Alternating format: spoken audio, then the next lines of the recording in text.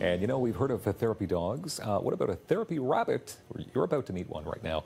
Wiggles, the therapy rabbit, is with us on the program. Hello, Wiggles. Here he is. He's so happy to be here with you. Wiggles. How old is Wiggles? Wiggles is 4. 4 years of age. Emily Black is with us as well. You're his handler.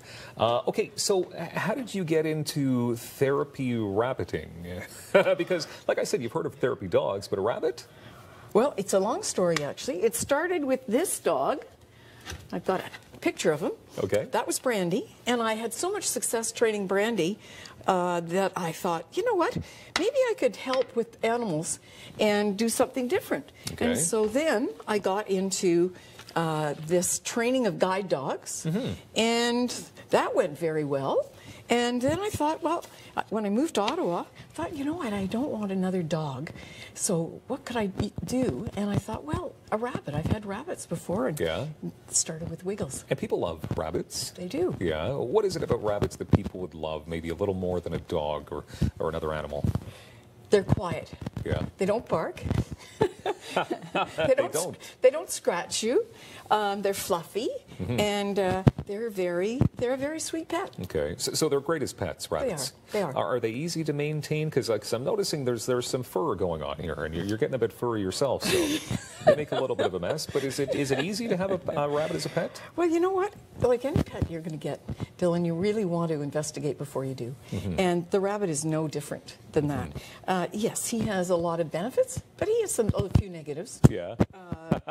The fur being one. He molts about 3 or 4 times a year, so you really want to brush him quite a bit. But he's litter trained, very clean. Really? Yeah. Okay. So how does he help as a therapy animal? What does he do? Well, you know, I use him in the schools or after-day school programs and so forth to teach children about rabbits and their personalities and what they can do. And a lot of people don't realize they're very smart.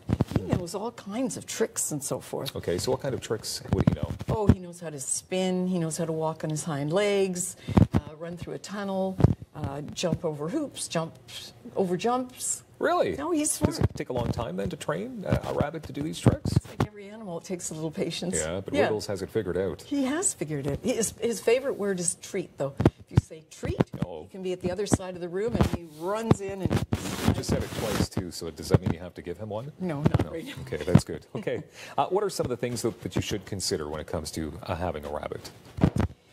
You know, one thing, they're very good with children in the sense that they are awake in the early morning and they're awake when kids are coming in after school and that kind of thing. So they really work well, particularly for little girls. Okay. But you have to be careful because they do like... I'll just ask you to hold this. Sure. Yeah, a little closer to your mouth. Okay, they do like to chew things. They do? Oh, they're chewers. Very big chewers. Yeah, okay. And can be destructive.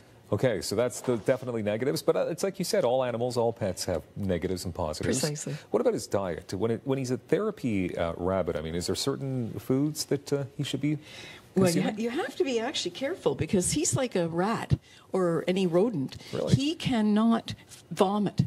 So anything he ingests has to go right through his system. Really? Yeah. So he needs a lot of hay and a few vegetables and a little bit of fruit. I didn't know that rabbits are like that. Okay. Okay, so outside of rabbits and dogs, would you recommend other animals being good for therapy when it comes to being trained to be therapy animals? I would think, you know, you could probably even train a guinea pig.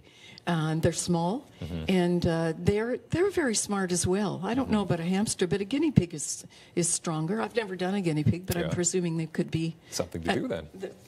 Maybe it'll be the next frontier. Something to think about. Okay, so then how often does Wiggles get out into the community and help people provide therapy? I take him out about twice a week, and I find that that's about enough. I don't want to stress him.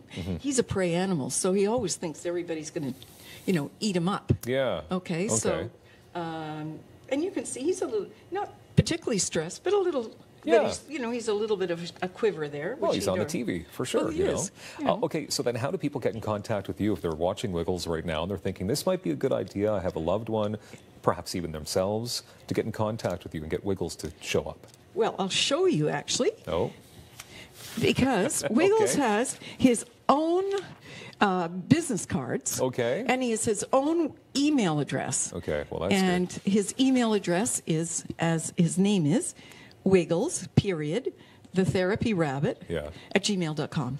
Okay, so it's as simple as that. Write to Wiggles, and does Wiggles respond, or do you respond on his behalf?